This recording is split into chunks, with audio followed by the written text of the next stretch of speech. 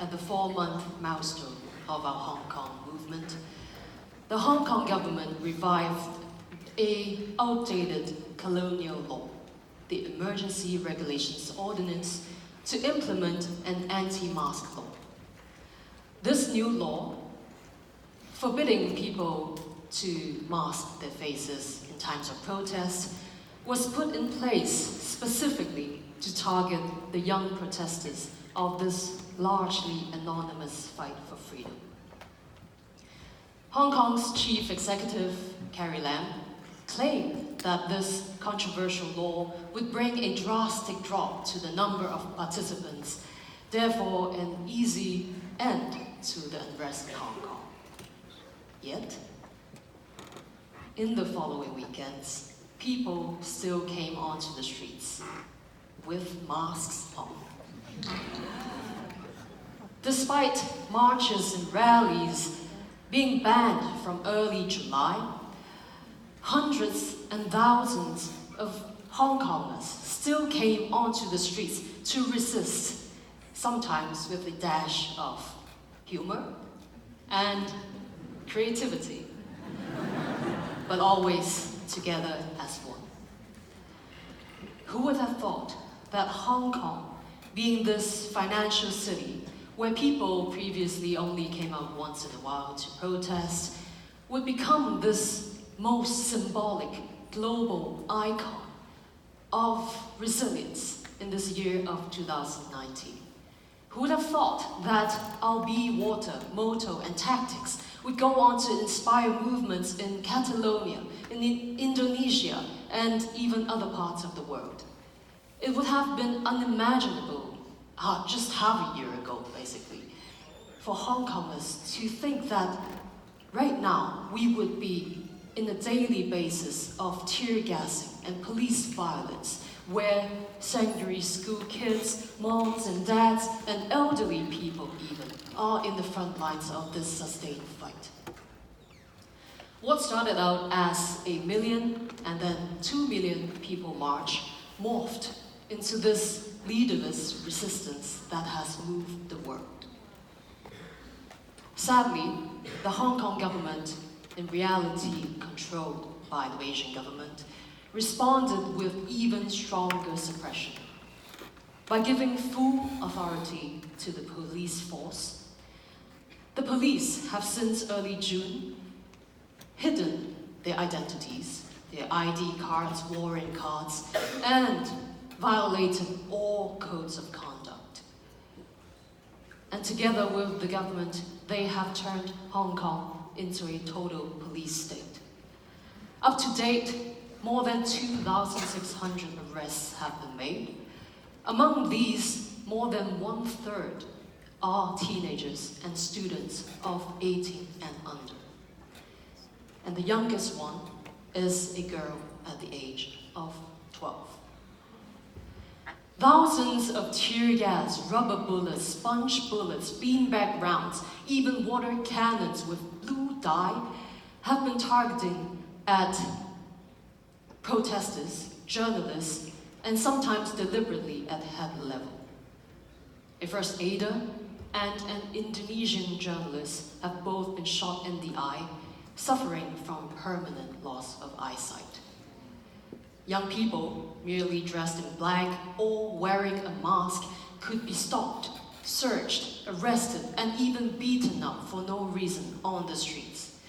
Just recently, a live round has been shot at point-blank range in the chest of a 15-year-old boy. Alongside with this police brutality, an outsourcing of violence to thugs and gangsters has become increasingly common. I would say this is somewhat of a usual communist tactic. These ruthless attacks on legislators, on students, on high-profile activists such as Jimmy Sham, with his head hit with a metal hammer, and even myself in Taiwan.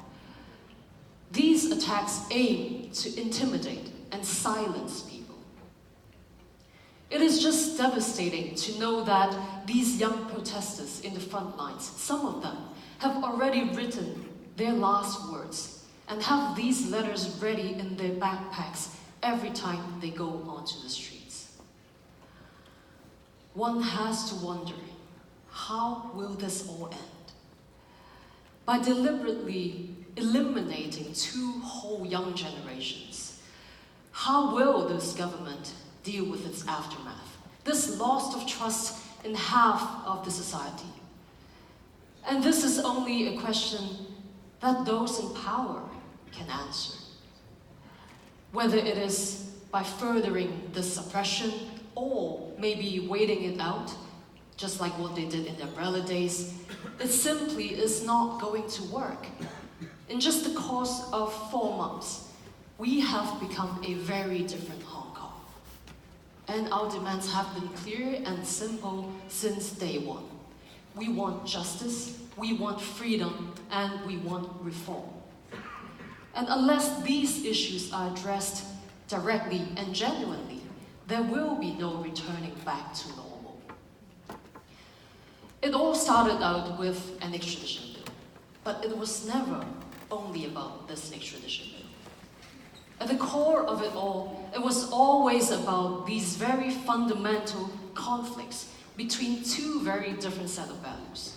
On one hand, the China model of Xi Jinping, which has no respect whatsoever for its people and their rights, and on the other hand, Hong Kong, this vibrant and hybrid city which has its attachments to these universal that we all as a humanity cherish: freedoms, human rights, and the rule of law. Despite its clever and maybe goodwill design, with the Xi regime, the one country, two systems has become a void.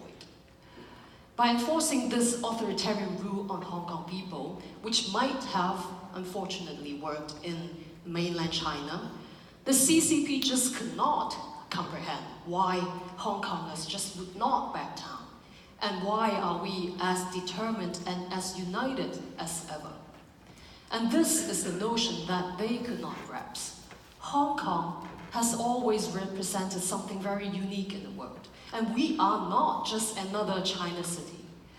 We are this very diverse city that embraces different cultures.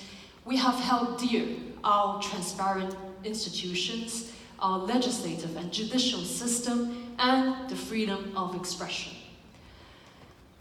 When these are ripped away from us, although we have not been known as the very revolting kind, we will fight back, and we fight hard. Hong Kong has surprised the world with its newfound strength and flexibility. And with that, we have moved ourselves to this very front lines of a global fight. One that is really not only between Hong Kong and the Chinese government, but between dictatorships and the free world. Through Hong Kong's challenges, fortunately, the West is also starting to awake to these insinuating powers of the Chinese government.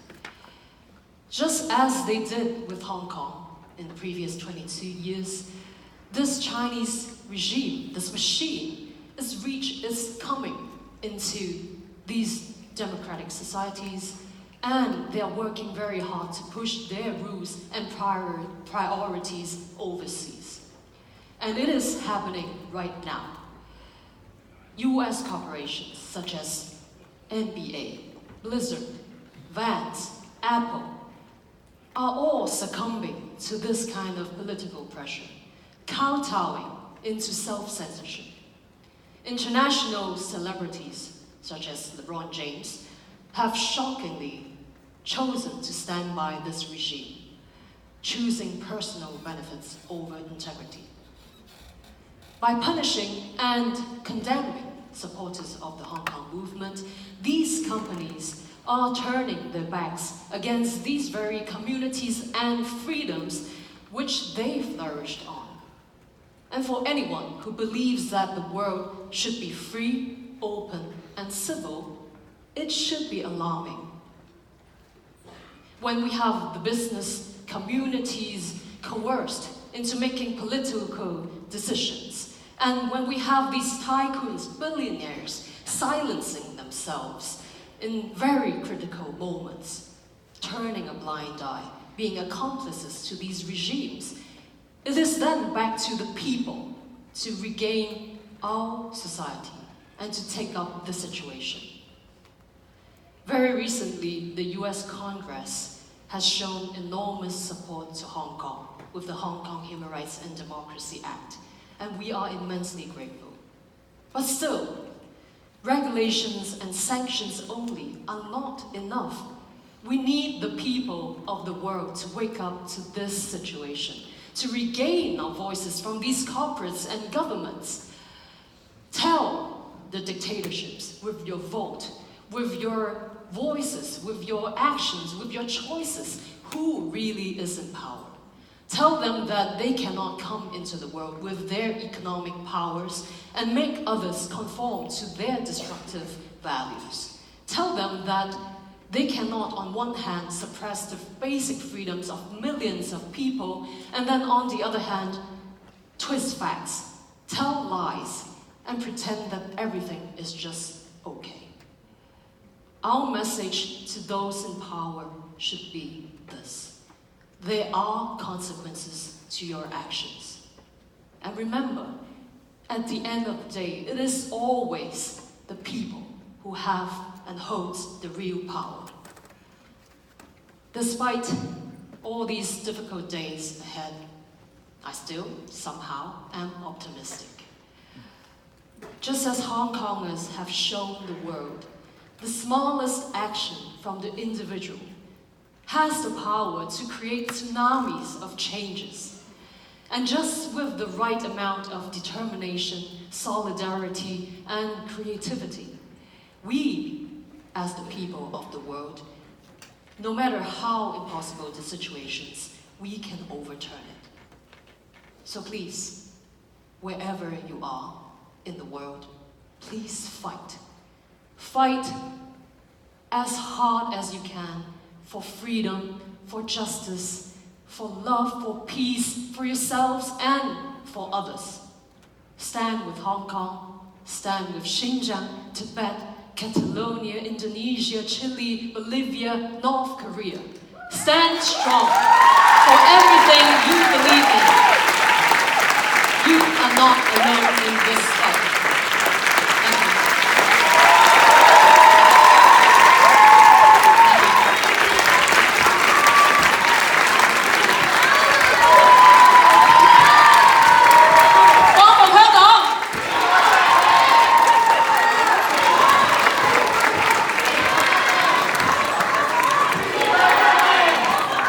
Thank you, everyone.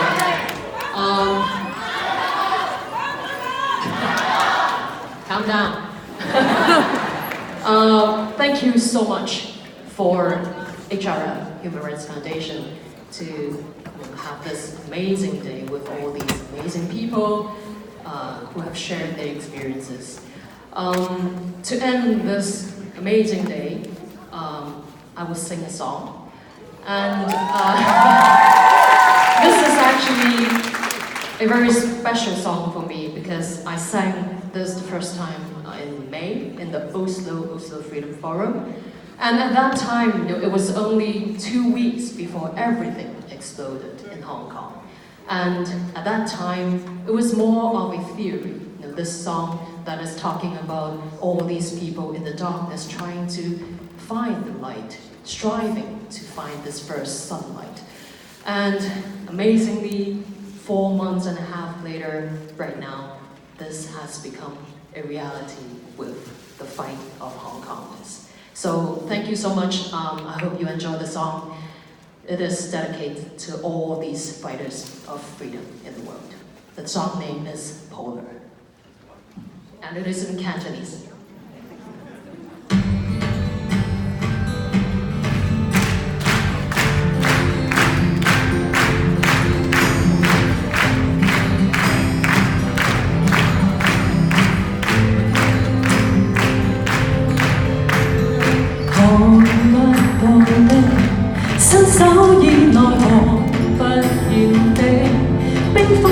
處只有這晚光，追溯着風裏那段話歌，會失去的，多麼拼命也消散的，孤單進退可以原諒嗎？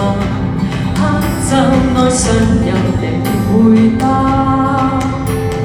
尋找過程根據流失了魂，再追曾減散亦不退，昨日已離去，轉入歲月裏，還想再來這裏，熱冬降臨，天可會照起來，光陰步夢征途，絕處可尋答案。